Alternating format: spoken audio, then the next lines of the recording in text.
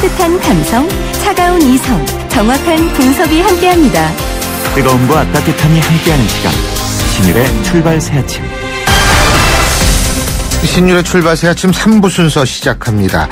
이완구 총리 내정자에 대한 국회 인사청문회, 열기가 뜨겁다고 표현을 해야 할지, 어쨌든 분명한 것은 지금 전국에 핵으로 등장하고 있는 것은 사실인 것 같은데요. 어제 청문회 현장에서 야당 소속 의원들이 이 후보자의 언론 외압 녹취 파일을 공개했었죠. 그래서 계속 수위 높은 공격을 이어가고 있는데요. 과연 오늘은 어떻게 전개될지. 국회 인사청문특위 소속이시죠. 새정치민주연합 진성준 의원 연결해서 인사청문회에 임하는 야당의 입장 자세히 들어보겠습니다. 진 의원님 안녕하십니까? 네, 안녕하세요. 진성준입니다. 예. 어제 녹취 파일을 공개를 하셨어요. 네. 그죠? 예, 그렇습니다. 예. 그런데 어떻게 잘했다고 보세요? 그 녹취 파일 공개요? 예, 어제 오전 청문회에서 예. 녹취록 일부를 그대로 읽어주면서 이런 발언을 한 사실이 있는가를 이완구 후보자에게 물었습니다. 예, 봤습니다. 그런데 이완구 후보자가 전혀 그런 사실이 없다. 어떻게 그런 말을 하겠느냐라고 예. 부인했거든요.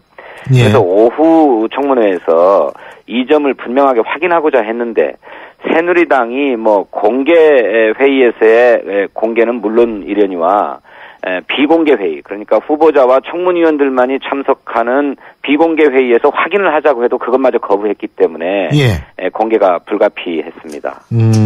그렇군요.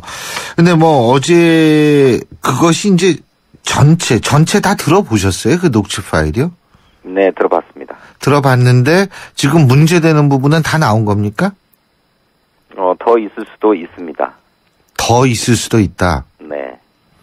그렇다면은 오늘 그 부분에 대해서 질의하고 공개하실 의향은 없습니까? 예, 그 파일을 제가 가지고 있는 것은 아닙니다만, 예. 오늘 청문회 과정에서. 그래도 청문회 위원들이 다 공유했을 거 아닙니까? 다 들어봤을 거 아닙니까? 예, 들어는 봤어요. 예. 청문회 과정에서 나올 수도 있다고 생각합니다. 오늘 청문회 과정에서 나올 수도 있다. 예. 그 휘발성이 있어서 어제 있었던 것보다 오늘 게 더 좀 큰 건가요? 예, 그건 좀 더 지켜보시죠. 예. 좀 속 시원하게 그것만 딱 말씀해 주시면 좋은데. 그런데요, 어쨌든, 지금 제가 여쭤보고 싶은 게 두 가지인데요. 예. 하나는 뭐냐면, 내용적인 면에 있어서 문제가 됐다라고 볼 수도 있는 거고, 네. 또 다른 측면은 뭐냐면, 아까 진 의원께서 말씀하신 대로 이완구 후보자가 그 내용을 부인했는데 파일 속에는 들어있었다. 네. 예? 다시 말해서 이것이 일종의 거짓말 아니냐.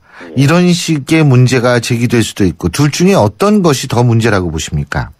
우선 가장 큰 문제는 후보자의 정직성의 문제입니다. 예. 후보자는 어느 것 하나도 속 시원하게 인정하고 잘못을 솔직하게 털어놓지 않아요. 예. 문제의 녹음 파일이 공개되기 전까지만 해도 후보자는 그런 사실이 없다. 다른 사실 자체를 부인했습니다. 예. 이래서야 말이 되겠습니까? 예. 그리고 이 언론 녹음 파일이 공개가 되고 난 다음에는 슬쩍 돌아가려고 해요. 잘 기억이 안 나서 혼미한 상태에서 제대로 답변을 못했다. 이렇게 하면서도 그냥 무조건 잘못했다. 이렇게만 얘기하고 있는데 우리 국민이 정작 우려하는 것은 녹음 파일 내용에서도 드러났던 것처럼 기자들과 친하게 지내서 내가 대학 총장도 시켜주고 교수도 시켜줬다라고 하면서 기자와의 뭐랄까요 유착 관계를 과시하거나 그에 대한 대가로 무슨 교수를 시켜주고 총장을 시켜줄 수 있는 것처럼 이런 회유책을 한편에서 제시하는 한편에 김영란법 통과시켜가지고 당신들 한번 골탕 한번 먹어봐라라는 식의 압박도 하거든요. 이렇게 언론을 자기 마음대로 자기 입맛대로 주무를 수 있다고 생각하는 사람이 이 나라의 국무총리가 된다고 하면 예. 이 나라의 표현의 자유와 언론의 자유가 어떻게 되겠는가 아하. 라고 하는 데 대해서 근본적인 우려를 가지고 있는 것입니다. 예. 그런데 제가 아까 내용을 또 여쭤봤잖아요. 근데 네. 진짜 궁금한 게 저는 사실 그 내용 이렇게 들으면서 네. 이게 좀 허세 우리가 쉽게 얘기해서 좀 뻥치는 거 있잖아요. 네. 예? 그런 부분도 들어가 있다라는 생각도 하거든요. 예, 없잖아. 그런 것도 있습니다. 그 사실용을 떠나가지고, 예? 네네. 뭐 우리가 좀 허세 부릴 때는 뭐 내가 누구 알고 걔들 다 내가 키워줬어 뭐 이런 식의 얘기하는 경우가 있잖아요. 아, 예, 그런 측면이 있어요. 그런데 아무리 신참 기자라 할지라도, 예. 우리 사회의 문제 또 정치부 기자로서 정치를 취재하는 기자들 앞에서 그런 허황한 과장과 허세를 부린다는 게 말이 됩니까? 근데 왜 그 후보자는 그랬을까? 예. 그러면 자신감에 넘쳐서 그랬을까? 갑자기 그 국무총리 후보자로 지명이 된 데서 뭐 자신감이 막 넘쳐가지고 그런 과장과 허세를 부렸을까? 예. 또 그럼 무슨 농담 삼아가지고 기자들에게 김영란법 통과시킬 테니까 어디 한번 당해봐라. 이런 얘기를 농담 삼아 했을 것인가? 예. 그 이해할 수 없어요. 그 본질의 내면에는 기왕에 KBS에서 공개되었던 보도처럼 무슨 언론사 간부를 통해서 불리한 기사를 막고 또 인사에도 개입하고 심지어는 뭐 어떻게 죽는지도 모르게 죽여버린다고까지 얘기할 정도로 이렇게 언론을 자기 마음대로 주무를 수 있다고 하는 그런 인식이 근저에 깔려있기 때문에 예. 그런 얘기들이 그렇게 서슴없이 나온 게 아닌가 이렇게 생각합니다. 그리고 또 한 가지 이 말이 앞뒤가 안 맞는 부분이 바로 병역에 관한 본인 병역 의혹 아니겠어요? 네, 그렇습니다. 이 부분도 어떻게 지금 해결이 되고 있나요? 아닙니다. 그 부분에 대해서 후보자가 명확하게 얘기하고 있잖아요. 40년 전의 일이라 잘 기억이 나지 않는다 이렇게 얘기하고 있는데 예. 우리 모든 대한민국 남성들에게는 군대 문제가 가장 큰 문제입니다. 인생의 큰 전환점이 되고 새로운 환경에 노출되는 것이기 때문에 예.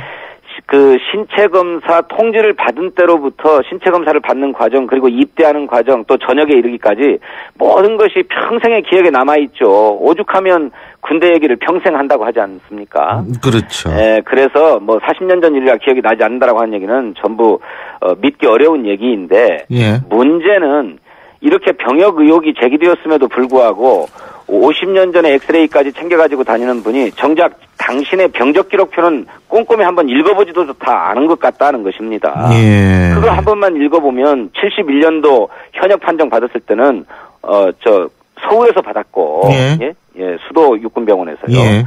그리고 보충역 판정 받았을 때는 홍성에서 받았다라고 하는 것을 누가 보더라도 알 수 있는데 그것을 지금 부인하는 식으로 해명을 해왔으니 정반대로 해명을 해왔으니 예. 이 사람이 거짓말을 일삼는 총리다 이런 국민적 비판이 제기되는 것이죠. 그렇군요. 자, 오늘 증인들이 많이 나오죠, 오늘? 네, 오늘 나옵니다. 그렇죠. 오늘은 어떤 부분을 좀 집중하실 생각이세요? 어제에 이어서 해명되지 않은 의혹들이 증인들이 출석하는 만큼 다시 짚어질 것이라고 생각됩니다만은 저는 삼청교육대와 관련된 후보자의 국보위 참여 전력에 대해서 집중적으로 물을 생각이고요. 또 하나는 충남도지사 시절에 청당동 개발사업과 관련해서 충남개발공사가 부적절한 사업에 뛰어들었고 이것은 당시 도지사로 있었던 이완구 후보자의 승인이 없이는 불가능했다라고 하는 사업이 있습니다. 예. 이 사업에 얽힌 의혹, 그 때문에 후보자의 친동생이 실형을 선고받았죠. 5억 원의 뇌물을 받아가지고요. 이런 문제들에 대해서 집중적으로 파고들 생각입니다. 예. 근데요, 그 삼청교육대 같은 경우에 사실은 네. 그때는 그 하위직 공무원 아니었었나요? 이완구 후보자가? 그렇지 않습니다. 이완구 후보자가 경정, 그러니까 사무관급 공무원으로서 파견되어서 일했지만 이거는 국보위 참여 인사들 명단에 분과위원장, 분과위원, 전문위원 그리고 행정요원으로 이름이 들어가 있는 사람이에요. 이 밑으로도 실무를 담당했던 6급, 7급 공무원들이 분명하게 있었습니다. 그래서 그 실무 공무원들의 실무를 책임지는 자리로 이 행정요원으로 있었던 것이고 이보다 상급자들이 물론 정책 의사결정은 했겠지요. 하지만 그 정책 결정에 기초가 되는 기한 자료 등은 이완구 후보자 등 행정요원들이 했다고 하는 증언과 진술이 있습니다. 이것을 한사코 본인은 문서 수발만 했다, 연락 업무만 했다고 발뺌을 하고 있는데 이 문제를 오늘 분명히 짚고 넘어가고자 합니다. 근데요. 어쨌든 어떤 결론이 날지는 모르겠습니다만, 저희 청취자도 그런 얘기를 했고, 저도 이제 그렇게 생각하는 게 2번 낙마되지 않았습니까, 지금? 물론 본인이 잦은 사퇴 형식이지만. 근데 만일 이완구 총리 후보자가 또 이 청문회 통과를 못하게 됐을 경우에 3번째인데, 이렇게 되면은 사실 야당으로서도 역풍에 대한 부담이 좀 있지 않나요? 어떻게 보세요? 글쎄요, 국정 공백이 발생할 것이겠죠. 그건 불문가지의 일입니다만, 그런 점에서 답답한 일입니다. 청와대가 도대체 인사검증을 했는지, 어떻게 이렇게 자격 미달이고 의혹투성이인 후보자를 내놓고, 야당더러 부담스러우니까 책임지라고 하는 것인지, 저 이해할 수가 없어요. 그렇게 국정을 걱정하는 분들이라고 하면, 청와대 사전 인사검증 시스템이라고 하는 것이 있다고 하니까 그걸 철저하게 가동을 해서 문제가 없을 인사를 내놓아야 되는 것 아닙니까? 그런데 무슨 정치인 출신 총리 후보자라고 해서 무사 통과될 거라고 생각을 했는지 인사검증의 흔적을 전혀 찾아볼 수 없는 이런 후보자를 내놓고 야당에게 책임지라고 하는 것 정말로 무책임한 일이라고 생각합니다. 예. 근데 만일 어제 정도의 이완구 후보자에 대한 의혹이 제기되고 거기에 대한 답변이 좀 그럴 경우에는 청문회 오늘도 그렇다라고 가정했을 땐 청문회 통과 어떻게 가능하다고 보십니까? 이게 더군다나 인준 청문회 아니에요, 이거는. 네네. 청문회 통과라고 하는 거는 청문 특위 차원에서는 청문 결과 보고서 채택이 될 텐데요. 예. 저는 결과보고서 채택도 쉽지 않을 거라고 생각합니다. 그런데 최종적으로는 국회 본회의에서 인준 표결을 하도록 되어 있는 만큼 당 차원에서 청문회 결과를 종합하고 또 국민의 여론을 들어서 결정하게 될 것이라고 생각합니다. 그렇군요. 어쨌든 새정치민주연합에 이제 새로운 지도부가 구성이 되지 않았습니까? 문재인 당대표 체제가 들어섰는데 첫 번째 시험대가 저는 이번에 이완구 총리 후보자 청문회 문제가 아닐까 이런 생각이 들거든요.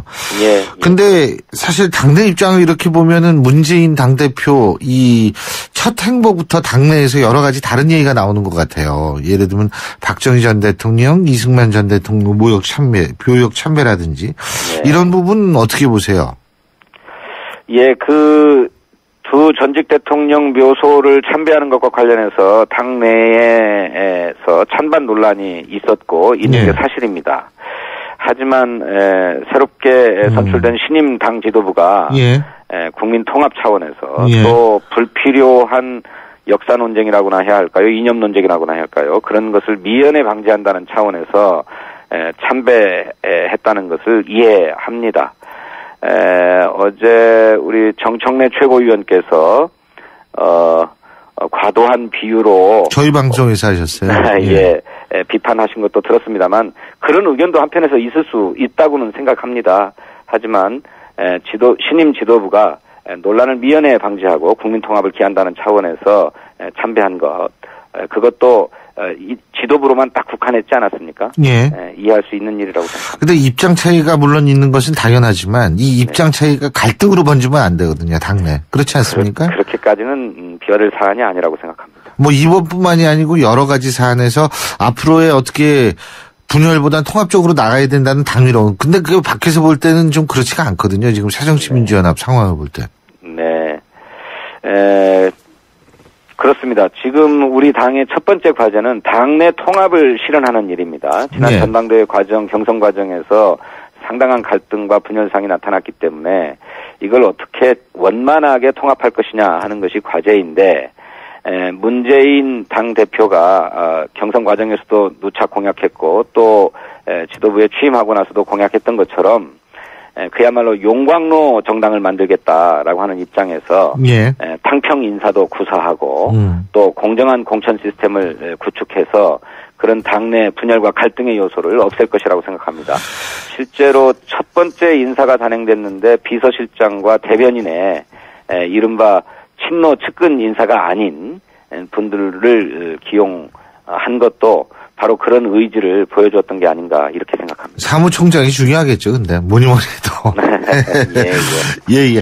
어쨌든 오늘 청문회 또 잘 하시기 바라겠고요. 오늘 네, 말씀 고맙습니다. 여기까지 듣겠습니다. 감사합니다. 예, 고맙습니다. 예, 지금까지 새정치민주연합의 진성준 의원이었습니다.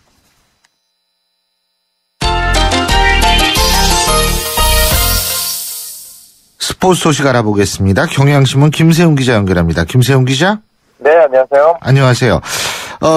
그저께 LPGA 투어에서 첫 승을 신고했던 김세영 선수요. 세계 랭킹 23위로 팍 올랐는데, 우리나라 선수들의 상위권 점령이 여전한 것 같아요. 예? 네. 일단 김세영 선수가 바하마 클래식에서 우승을 했죠. 그리고 지난주까지는 세계 랭킹이 40위였습니다. 근데 어제 발표된 랭킹에선 23위로 뛰어올랐어요. 그러니까 17개 단계 계단을 뛰어오른 거고요. 세계 랭킹을 살펴보면 상위 25명 중에서 우리나라 국적 선수가 11명입니다. 거기다 뉴질랜드 교포이 리레하고 제비 교포 미셸까지 합한다면 13명. 그러니까 상위 25명 중에서 절반 이상이 한국 선수 또는 한국계 선수라는 거죠. 톱 500, 그러니까 500위까지를 보면 우리 한국 선수가 146명이 있습니다. 예. 그리고 톱 100, 그러니까 100위까지 살펴보면 37명이 우리 선수들이 있고요. 그러니까 대체적으로 미국에서 뛰고 세계 골프 선수 중에서 잘한다라는 선수 중에서 10명 중에 3명 내지 4명이 우리나라 선수라는 뜻입니다. 예. 그 정도로 이제 우리나라 선수들이 세계 여자 골프계를 지금 휘어잡고 있고요. 톱10을 봐도 박인비가 지금 2위를 차지하고 있고, 김효주가 7위, 유소연이 8위 이렇게 올라 있고요. 우리 선수들이 이번 시즌에 개막 2연승을 달리고 있습니다. 그러다 보니까 세계 랭킹도 점점 뛰어올라갈 가능성이 높아지는데요. 덕분에 우리나라 한국 여자 프로골프가 다시 한번 LPGA에서 화두가 되고 있습니다. 그렇군요. 그리고 또 한 가지, 국제올림픽위원회 선수 사이트에 우리나라에 대한 얘기가 올라갔는데, 예? 네. 성형수술 천국이다. 산낙지를 먹는다. 네. 남자 화장품이 잘 팔린다.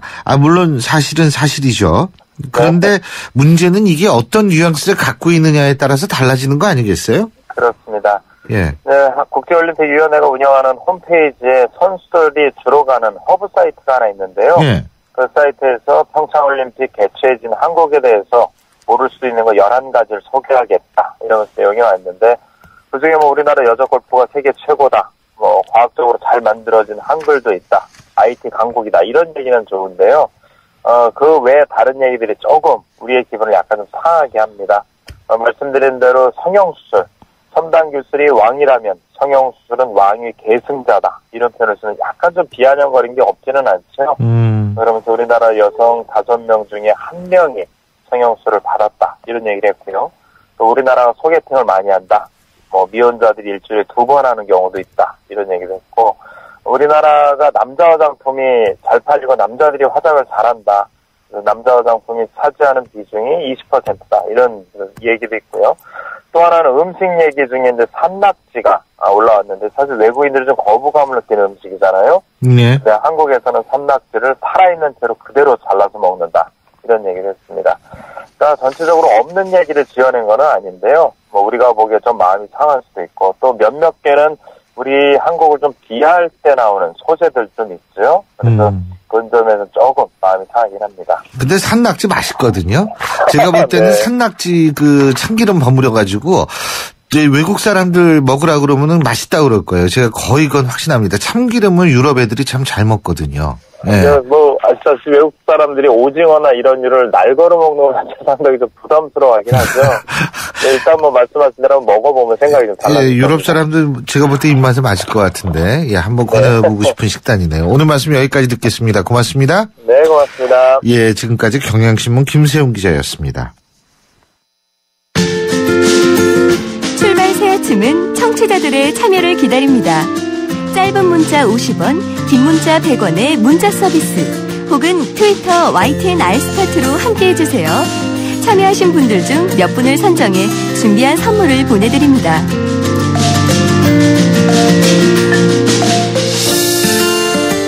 경남 양산의 야산에서 80대 30대 남성이 사흘 동안 고립됐다가 어제 구조가 됐는데요.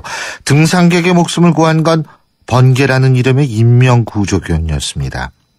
발견될 당시 등산객은 저체온으로 위험한 상태였지만 다행히 지금 생명에는 지장이 없다고 하는데, 이 구조견 번개의 핸들러죠. 경남소방본부 산청소방서 구조대원 박용윤 대원 연결해서 당시 상황 그리고 우리 번개 얘기 좀 들어보겠습니다. 자, 박 대원님 안녕하십니까? 네, 안녕하십니까? 예, 당시 상황 좀, 그 구조 상황 좀 설명해 주시겠어요? 예, 이분이, 다른 일행 한 분하고, 예. 토요일 날, 저녁에 등산을 했다가, 산이 너무 가파르다 보니까, 시간 배정이 안 맞아가지고, 예. 늦게 하산을 하다가, 하산을 못 해가지고, 실종이 되었는데, 이분하고 이제, 먼저 내려오신 분하고 헤어져가지고, 예. 먼저 내려오신 분은 구조 요청을 하고, 구조대원이 구조 요청을 받고 출동을 했는데 그분이 헤어진 장소에 없고 다른 곳으로 이탈된 상황이었습니다. 예. 그 상황에서 이틀 동안 산에서 지내다가 아하. 이틀 밤을 지내고 그다음 그러니까 이틀 후에 오전 12시 한 30분경에 발견되었는데 발견된 때 당시 상황은 저체온증이었고 예. 좀 의식은 있었는데 좀 탈진 상태였고 그런 상황이었습니다. 예. 그런데 이제 번개가 구조를 한 거죠. 그렇죠? 예, 번개가 찾은 거죠. 번개가 찾은 거죠. 예, 근데 구조견이 있으면은 진짜 이렇게 인명 구조하고 이 실종된 사람 찾는데 도움이 많이 되시겠어요. 예, 그렇습니다. 예. 구조견은 후각 능력이 사람의 만배라 그럽니다. 만배의 후각 능력을 이용해서 수색할 때는 구조대원에 한 30명목을 하고 있습니다. 30명 몫이요? 예, 예. 이야, 지금 그 옆에서 그 뒤에서 번개가 막, 소리 내는 거가 들리는 것 같아요. 예, 예. 그죠? 훈련장에 와 있습니다. 그죠? 예. 예. 그러니까 번개도 인터뷰를 하고 싶다는 얘기죠, 지금. 근데 번개가 지금 몇 살이에요? 번개가 2009년, 태어나가지고 지금 만 5살 지내고 이제 6살입니다. 아, 6살이군요. 예, 예. 예, 어떻게, 종류는 어떤 종류예요? 골든 리트리버라고, 털이 이제 황금색이고. 골든 리트리버요. 예, 이 개도 이제, 라브라도 리트리버를 맹인견으로 많이 쓰는데. 그렇죠. 털이 짧은 거죠, 그거는, 라브라도는. 예, 예. 맞습니다. 골든 리트리버도 맹인견으로 쓰기도 합니다. 네. 그리고 성격이 착하고 좋잖아요. 그 리트리버 예, 종류가. 아주 온순하고. 예. 공격성이 아주 없고. 그렇죠. 사람을 아주 좋아합니다. 예, 예. 그래서 아이들한테 참 좋은 개라고 우리가 알고 있는데. 맞습니다. 개 크기는 큰데. 글쎄요. 애완견으로 쓰기도 아주 좋습니다. 아주 좋죠. 예. 예. 근데 지금 우리 박용윤 대원께서는 어떻게 핸들러를 시작하게 되셨어요? 제가 지금 한 23년째 소방에 근무를 하고 있는데. 예. 2007년도에 계속 이제 소방 일을 하고 구조대원으로서 활동하다 보니까 좀 우려함을 느꼈습니다. 예. 그러다가 2007년도에 구조견 핸들러를 이제 경남에서 이제 구조견을 도입하면서 핸들러를 모집한다 그래가지고 저도 이제 그럼 생활을 근무 여건을 한번 바꿔봐야 되겠다. 예. 바꿔보면서 내 나름대로 활력을 좀 찾아야 되겠다 싶어가지고 그래서 구조견 핸들러를 시작하게 된 겁니다. 어떻게 훈련시키세요? 구조견 훈련은 지금은 중앙구조본부에서 예. 구조견을 어릴 때부터 양성을 해가지고 예. 훈련을 시켜가지고 저희들은 개를 운용하고 그 개를 받아가지고 저희들은 개를 더 잘할 수 있도록 관리하고 현장에 나가서 개를 운용하고 그런 역할을 하고 있습니다. 근데 이게 개가 사랑받는다는 느낌을 받아야지 더 잘 움직이지 않습니까? 예? 예, 항상 맹령을 내리거나 훈련을 하거나 이랬을 때 잘했을 때 보상을 항상 해주고 놀아주고 개가 그렇죠. 좋아하는 거는 많이 해줍니다. 원래 개를 좋아하시는군요. 그리고 그죠? 예, 개를 좋아하게 되니까. 그렇죠. 저도 개를 참 좋아합니다. 예. 그래서 참 개라는 존재는 참 사랑스러운 존재인데, 근데 지금 구조견이 한 몇 마리 정도가 활동하고 있어요, 우리나라에서? 전국에 한 23두 정도 지금 각 시도에 퍼져가지고 지금 활동하고 있습니다. 23두요? 예. 그러면은 예를 들면 지역이 좀 먼 지역이면은 헬기 타고 가야 되겠네요. 헬기를 이용하는 편이 좋을 때도 있는데 여건상 또 예. 뭐 일기나 있는 여건상 안 되는 경우는 자동차. 또 미리 먼저 가가지고 자동차로 미리 먼저 가가지고 또 준비했다가 수색하는 경우도 많습니다. 그렇군요. 근데 이 구조견으로 활동하기 위해서는 어릴 때 이렇게 딱 봐서 좀 소질이 있어 보이는 개를 골라가지고 훈련시키는 건가요? 예, 맞습니다. 여건만 된다면은 많은 그 우수한 개들을 모아가지고 그 새끼를 낳게 해가지고 새끼 때부터 살살 보면서 새끼 때부터 적응을 시키면서 또 그 개 성향에 따라서 구조견으로 이렇게 양성을 시키는 게 가장 좋은데 지금 여건이 안 되다 보니까 좀 어려움이 있습니다. 그렇죠. 일단은 그 정도의 개는 또 비쌀 거 아니에요. 뭐 구조개는 가격을 논하지는 않습니다. 물론 그렇겠죠. 근데 구조견 번개가 지금 6살이라고 아까 그러셨는데, 그죠? 예. 그러면은 번개는 몇 살까지 활동을 할 수 있어요? 앞으로 2, 3년밖에 안 남은 거 아닌가요? 개 이제 관리 상태나 개 또 뭐 근력 상태나 이런 데에 따라 다른데 한 8살, 9살까지 만 8살, 9살까지는 보통 해내고 길게 할 때는 10살까지도 가능한데 10살까지 하면 너무 이제 또 무리하니까 그때는 은퇴를 시킵니다. 은퇴한 이후에는 어떻게 합니까? 은퇴는 이제 만약 그 핸들러가 데려갈 수 있으면 가장 좋은데 핸들러가 또 집이나 있는 여건상 안 될 때는 개를 좋아하는 분들한테 무상 분양을 해드립니다. 언론이나 이런 쪽으로 홍보를 해가지고 무상 분양을 해드립니다. 어디에 홍보하신다고요? 언론이나 인터넷을 통해서요. 인터넷이요? 그러니까 그 소방구조본부 사이트에 들어가면은 그렇게 거기도 맞습니다. 알겠습니다. 어쨌든 번개한테 수고했다고 안부 전해주시고요. 예, 아주 참 대견한 개입니다. 예, 오늘 말씀 여기까지 듣겠습니다. 고맙습니다. 예, 수고하십시오. 예, 지금까지 경남소방본부 산청소방서 구조대원이시죠. 박용윤 대원이었습니다. 차우가 같네, 차우가 같아. 2588 2588 대리운전 2588 2588 좋아요. 대리운전입니다. 역삼동에서 일산이요. 2명 필요하시다고요? 일용이와 홍제동 김수미 보내라고요? 네, 차우로 찾아서 연락드릴게요. 차우로 정렬 2588 2588. 예, 여러분 문자 많이 보내주고 계신데요. 7258님. 부적격자가 부임해서 국정에 미칠 영향을 고려한다면 차라리 국정 공백이 낫습니다. 안 되는 것은 안 되는 대한민국이길 바랍니다. 1192님. 군대 관련 기억이 나지 않으면 그 군복 입고 돌아다니시는 할아버지들은 전웅 얼굴을 어떻게 기억하나 기대하나요? 6640님. 언론사 기자가 취재한 내용을 야당에 가져다주고 폭로하게 만드는 희한한 모습을 보고 있습니다. 9944님. 인사청문회 잘 보고 있습니다. 이 후보자 답변도 잘 들어주셨으면 좋겠어요. 467 이 숫자가 잘 안 보이는데요. 저는 40대 후반인데요. 저도 사실 기억이 가물가물해요. 예, 4673님이 보내주셨습니다. 9944님. 앞으로 총리청문회에 녹취가 유행하겠네요. 이런 말씀도 보내주셨습니다. 자, 신율의 출발새 아침 3부 순서는 여기서 줄이겠습니다. 잠시 뒤 4부에서 뵙죠. 올해 중학교에 진학하는 민성이. 중국인 엄마를 둔 이른바 다문화 가정 어린입니다.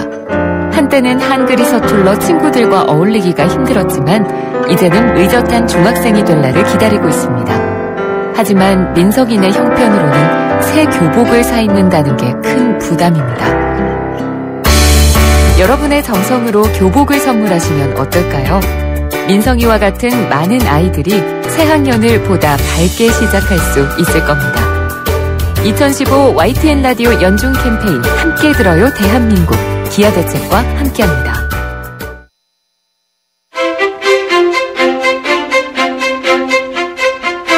여러분은 지금 신율 교수가 진행하는 출발 새 아침을 듣고 계십니다.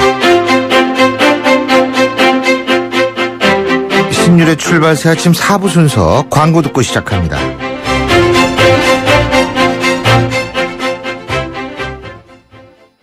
우리 집 통신 대표번호 101. TVG 101로 인터넷을 101로 홍보이도 101로 모두 가입해. CCTV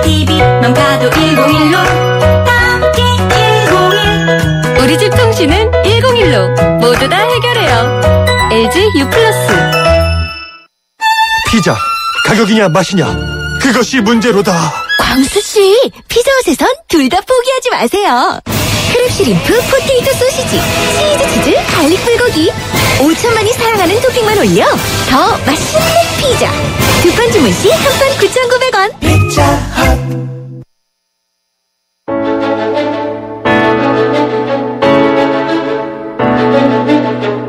국제 뉴스 속에서 한국을 봅니다. 국제시장. 예, 국제적인 문제에 대한 시선을 쫙 깔아보는 장이죠. 바로 국제시장인데요. 우리나라 정치 역사상 처음으로 이주민 출신 국회의원을 탄생시키게 한 나라, 바로 필리핀이죠. 우리에게는 이렇게 둘도 없는 우방국 필리핀이 최근 들어 좋지 않은 일로 뉴스에 자주 등장하고 있습니다. 금품갈취, 강독, 심지어 살인에 이르기까지 이제는 우리 교민들, 관광객들의 안전에 심각한 위협이 되고 있는 나라로 전락하고 있는데요. 오늘 왜 이렇게 자꾸 이런 일들이 필리핀에서만 유독 자꾸 일어나는지 알아보겠습니다. 지난주에 이어서 오늘도 국제문제 전문지죠. 르몽드 디플로마티크의 임상훈 편집위원 나와 계십니다. 어서 오십시오. 네, 안녕하십니까. 어제 나왔었죠. 40대 우리 교민 여성 피살 사건이요. 네. 예, 그 개요부터 한번 얘기를 해보죠. 네, 이거 현지 시간으로 어제 9일이었었죠. 오후 1시 30분경이었는데 45세의 한국인 여성 박모 씨가 그 필리핀의 마닐라에 있는 그 케손시티, 예. 거기 있는 그 한 커피숍에 뭐 별 생각 없이 그냥 들어갔다가 무장한 괴한을 만났습니다. 예. 이 괴한이 이제 인질들을 붙잡고 강도 행각을 벌이던 중이었는데, 예. 그 안에 있던 인질들의 증언에 따르면요, 이 괴한이 박 씨에게 핸드폰을 요구를 했고, 박 씨가 이를 거부하자 강제로 뺏으려고 했고, 그러는 가운데 이 괴한이 총을 발사해서 박 씨가 그 자리에서 맞고 숨졌다고 합니다. 이런 사실은 이제 경찰도 확인을 했고 우리 대사관도 역시 공식 확인을 했고요. 피해자 박 씨는 당시 그 아이와 함께 있었던 것으로 전해지고 있는데 단기 여행객은 아니고 현지 거주하는 교민인 것으로 지금 파악되고 있습니다. 이게 근데요. 이게 처음 있는 일이 아니고. 아니죠. 올해만도 4번째인가 그렇다고 그죠? 네, 예. 교민 피살이요. 네, 네, 맞습니다. 그러니까 이게요. 우연이라고 얘기하기는 너무나 자주 있는 거예요, 지금. 네. 분명히 그 필리핀에서 교민 피해가 많은 게 사실입니다. 그래서 이제 좀 얼마나 많은지 좀 깊이 들여다볼 필요가 있는데요. 일단 수치상으로 보면은 지난 2013년 내 그 13건의 살인사건이 있었습니다. 한국인 대상 살인사건이 있었고요. 예. 작년에는 10건, 그 다음에 올해 2월인데 벌써 4건, 굉장히 많은 편이죠. 그렇죠. 그리고 이 사망 사건뿐만 아니라 뭐 최근에도 보도가 됐습니다만은 한 유학생이 총에 맞아서 중상을 입은 일도 있었죠. 이렇게 크고 작은 범죄 피해 다 합치면은 숫자가 굉장히 많아집니다. 아이고 지금 2월인데 올해 들어서라고 4건이면 이게 진짜 엄청난 거라고요. 그렇죠. 이게 그러니까는 그 2013년 자료를 좀 제시를 해드리면은 전 세계에서 한국인 대상 범죄 수가 가장 많이 나라는 나라가 필리핀이었습니다. 살인 사건 13건, 강도 12건, 절도가 엄청난 678건, 납치, 감금이 9건, 뭐 다 합치면 그러니까 총 780건의 한국인 피해 사고가 있었는데 이거는 전 세계의 한국인 상대 범죄의 25%를 차지하는 비율이거든요. 살인 사건만 따지자면은 41%에 해당합니다. 전 세계의 41%에 해당합니다. 예. 그러니까는 이 사건 수를 교민 수와 비교를 해서 환산하면은 정말 높은 숫자가 되는 거죠. 근데 이렇게 필리핀에서 사고가 집중되는 이유가 뭘까요? 네, 분명히 이유는 있을 겁니다. 그래서 네. 좀 지켜봐야 되는데, 살펴봐야 되는데, 필리핀 자체의 치안 상태의 문제점, 이걸 꼽아야 되겠고, 그 다음에 특별히 한국인들에게 사고가 왜 많이 나눈 것처럼 이렇게 보이는가, 이 두 차원에서 좀 봐야 될 것 같은데요. 예. 분명한 것은 필리핀의 치안 상태가 좋지 않은 건 사실입니다. 범죄 조직, 특히 이 나라가 그 미국처럼 총기 소지가 자유로운 나라인데, 그렇지만 미국하고 다른 점은요. 총기 소지에 대한 명확한 규제라든가 조치가 취해지지 않아서 뭐 심지어 어린이들까지도 원하면은 총포점에서 탄약을 살 수 있다고 하거든요. 그리고 이 총포점이 뭐 상가에서도 쉽게 발견할 수 있다고 하고 이 문제가 또 가격도 그리 비싸지 않다고 합니다. 이 총기가요. 당연히 이 총기로 인한 사건 사고 많이 일어날 수밖에 없겠죠.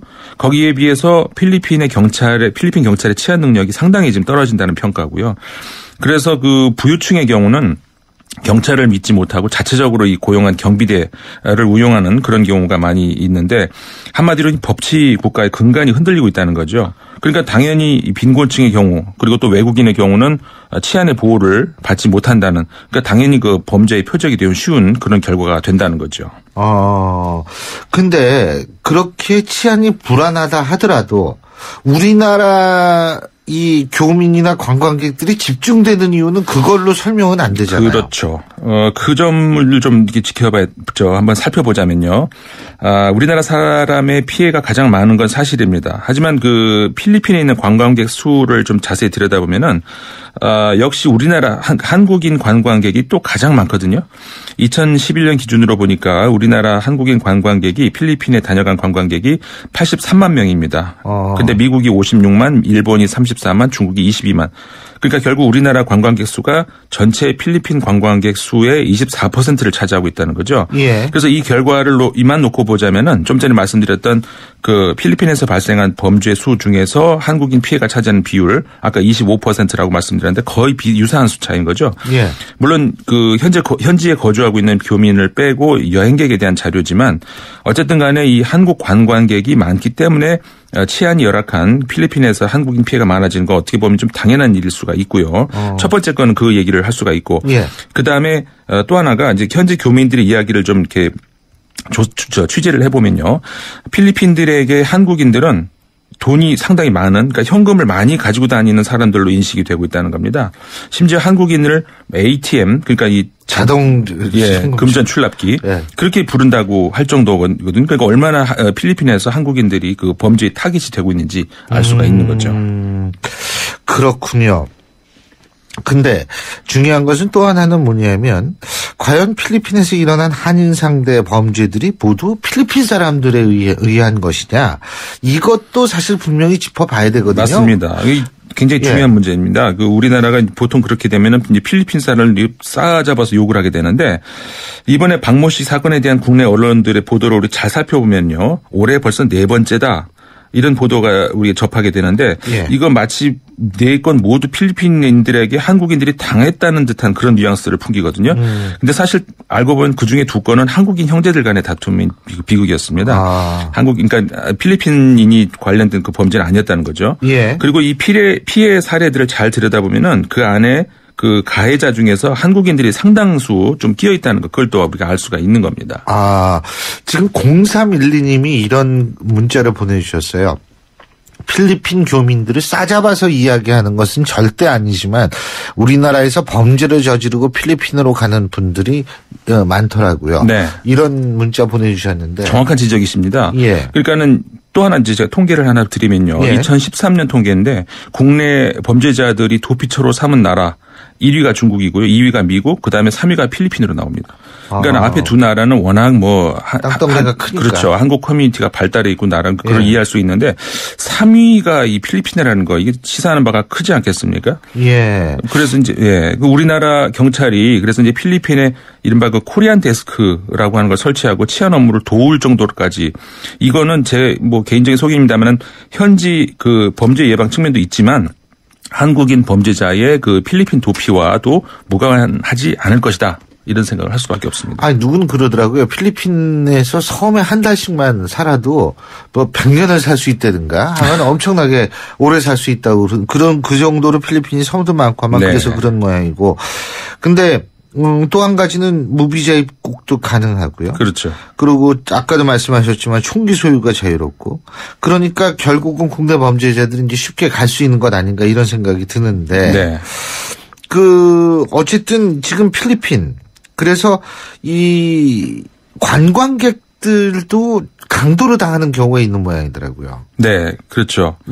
그러니까 그런 것들 때문에 관광객들이 이제 자주 당하죠. 이런 것 때문에 아까도 말씀드린 것처럼 우리나라 이제 정부 차원에서도 그러니까 경찰청에서 이제 코리안 데스크라고 해가지고 그 현지 경찰들하고 공조를 해서 이제 정보를 공유한다든가 우리나라 수사 방향, 수사 기법 이런 것들도 조언을 해준다든가 이런 게 만들어져 있는데 이게 처음에는 2010년에 만들어졌거든요. 그런데 지금 워낙 그 한국 관광객 그 피해 사례가 급증하다 보니까 올해 2월 들어서 이 그 코리안 데스크를 또 강화했습니다.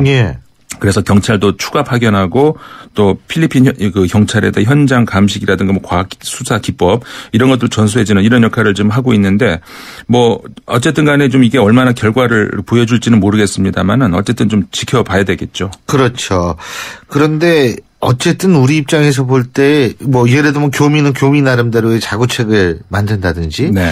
관광객 같은 경우에 외교부가 나름대로의 어떤 예방책을 만들어야 되는 거 아니겠습니까? 그렇습니다. 그래서 이제 그 아까 말씀드린 그것도 있지만 그러니까 코리안 데스크라든가 이런 뭐 이것도 있지만 그리고 또 국회 차원에서도 좀 그 문제의 심각성을 인지를 한 것 같더라고요. 보니까는 작년이었죠. 아마 그 예산 충원의 필요성을 느끼고 있는 것 같고 그래서 그런 그 심의가 있었던 걸로 기억을 하는데 뭐 어쨌든 국민 입장에서는 그런 그 실행 여부 그러니까 정부 차원이라든가 의회 차원에서 과연 제대로 지켜지고 있는지 한번 지켜봐야 될 그 필요성도 있는 것 같고 예. 말씀하신 것처럼 그 여행객 차원에서의 주의할 내용 좀 꼼꼼히 챙겨볼 필요도 있는 것 같은데요. 예. 그 사실 그 필리핀 입장에서는 뭐 관광 사업이 굉장히 중요한 사업 아니겠습니까? 그러니까는 예. 분명 한국인들의 불안을 잠재우기 위해서 좀 심각성을 축소시키는 그런 경향도 없지 않아 있습니다. 근데 분명히 심각성을 우리가 인지를 해야 되겠죠. 그래서 뭐 저 최소한의 안전을 위해서라면은 그 좀 여행을 떠나기 전에 좀 좋은 정보를 챙겨볼 그럴 필요성도 있는 것 같은데 예를 들자면은 그 우리나라 그 외교부의 그 해외 안전 여행 지원 사이트 아라비아 숫자로 0404.go.kr인데 예. 여기에 보면 유용한 정보들이 많이 있습니다. 그러니까 국가별로 우리나라 이제 영사 지원 전화번호라든가 뭐 유사시의 상황별 대처법 뭐 그리고 이제 강도를 만났다든가 하여간 현금이 전혀 없을 때 현금 지원 제도 뭐 이런 것도 있고 스마트폰을 위한 어플 이런 것들도 소개가 돼 있거든요. 예. 뭐 이런 기본적인 정보들 외국에 좀 나가기 전에 한 번쯤은 살펴볼 그럴 필요도 있는 거 아닌가 생각이 됩니다. 그렇죠. 4112님이 이런 문자 보내주셨네요. 필리핀 내에 택시 타는 거 주의하세요. 특히 카지노 가는 택시는 이런 말씀도 보내주셨고 4164님 필리핀은 불법으로 사람들이 총도 만든다는 얘기가 있더라고요. 총 만드는 것도 물론 가능하겠죠. 근데 필리핀 택시 얘기는 많이 들었거든요. 그런 얘기 많이 하죠. 예, 예. 그러니까 아무래도 그런데 근데 이게 참 독특한 게요. 유럽 같은 경우에는 치안이 안정적이어서 물론 네. 필리핀하고 비교할 수가 없겠습니다.만 나라들이 다 붙어 있잖아요. 독일 그렇죠. 같은 경우에는 10여 개국과 국경선을 이루고 있는 나라인데 네. 그래서 물론 이제 그 프랑스에 계시지 않았습니까? 예. 근데 임상훈 편집위원 프랑스에 계셨는데 이 범죄자들이 이렇게 나라를 옮겨 다니는 경우는 전 못 본 것 같아요. 네. 있기야 있겠지만. 네, 그렇죠. 근데 그것도 있고, 근데 아까 말씀하셨습니다만은 유럽 같은 나라들이 많이 붙어 있다 보니까 뭐 그런 어떤 그 이동, 더 자유롭지 않을까 싶은 생각이 드는데 한편으로는 저는 이런 생각이 들더라고요. 필리핀 같은 경우에 섬이 굉장히 많은 나라 아니겠습니까? 네. 그러니까는 얼마든지 마음만 먹으면은 그 숨으려면 얼마든지 숨을 수 있는 그러니까 경찰의 그 통제력 을 이렇게 피해 다닐 수 있는 그런 여력이 얼마든지 있는 그런 것이 아닌가. 그래서 저희 우리나라 그 외교부에서도 그런 그 등급을 매겨놨습니다만은 그러니까 여행 금지국도 있고 뭐 있지 않습니까? 예. 필리핀이 뭐 섬이 워낙 많아서 뭐 다 할 수 없죠. 크게 이제 세 개로 나누자면 그렇죠. 그 오른쪽 아래에 있는 민다나오나 뭐 이런 그렇습니다. 쪽은 적색 경보더라고요. 그렇죠. 그쪽은 절대 가면 안 되는 걸로 되어 있고. 그러니까 나머지 근데 다 노란색이에요. 그것도 경보기 경보예요. 그렇죠. 필리핀은 다 경계해야 된다 이런 식으로 지금 외교부에서 나오더라고요. 루손섬 같은 경우에 안전하다고 하지만 뭐 지금 이 사건들이 다 루손섬에서 나오고 있는 사건들이거든요. 3012님 이런 글 보내주셨어요. 그리고 필리핀 사람들이 주는 물이나 음료도 주의하세요. 물론 모든 필리핀 사람들이 이렇게 모는 것은 아닙니다만 주의하자는 뜻이다. 이런 얘기인데요. 사실 필리핀이 지금 장충체육관도 옛날에 지어주고 그랬어요. 옛날에 저 어렸을 적에. 그러니까 우리나라보다 훨씬 잘 살았거든요. 필리핀이. 예, 옛날에 그랬어요. 그래가지고 우리한테 막 그랬는데 지금은 우리도 이런 어쨌든 그 우리나라 사람들 뭐 이것도 우리나라가 그만큼 잘 살게 돼서 그런 측면이 있겠습니다만 이렇게 되는군요. 예, 오늘 말씀 여기까지 듣죠. 고맙습니다. 네, 감사합니다. 예, 지금까지 르몽드 디플로마티크의 임상훈 편집위원이었습니다. 해피 쉐비 뉴 이어 온 가족이 모이는 설 연휴 쉐보레와 함께 기분 좋은 기성길 되시라고 2월 한 달 쉐보레를 구입하는 모든 분께 최대 120만 원의 풍성한 할인 혜택을 새해 선물로 드립니다. 전시장 및 홈페이지 참조, 일부 차종 제외. Chevrolet, find new roads. 세상에는 두 가지 종류의 면도기가 있습니다. 곡면에 적응하지 못하거나 곡면에 완벽하게 밀착되거나, 플렉스볼 기술로 새롭게 탄생한 퓨전 프로글라이드. 턱선을 따라 반응하는 질레트 최적의 밀착면도. 지금 프로글라이드를 검색해보세요. 질레트. 예, 신율의 출발 새 아침, 벌써 오늘 순서 다 마감할 시간이 다가오는데요. 8679님 이런 문자 보내주셨습니다. 병역 재산 문제 아주 지겹습니다. 이런 스펙에서 자유로운 사람 얼마나 될지, 그리고 과연 질의하시는 분들 정말 떳떳하신지 궁금합니다. 국가를 위한다는 말도 즐겁고요. 이런 말씀 해주셨습니다.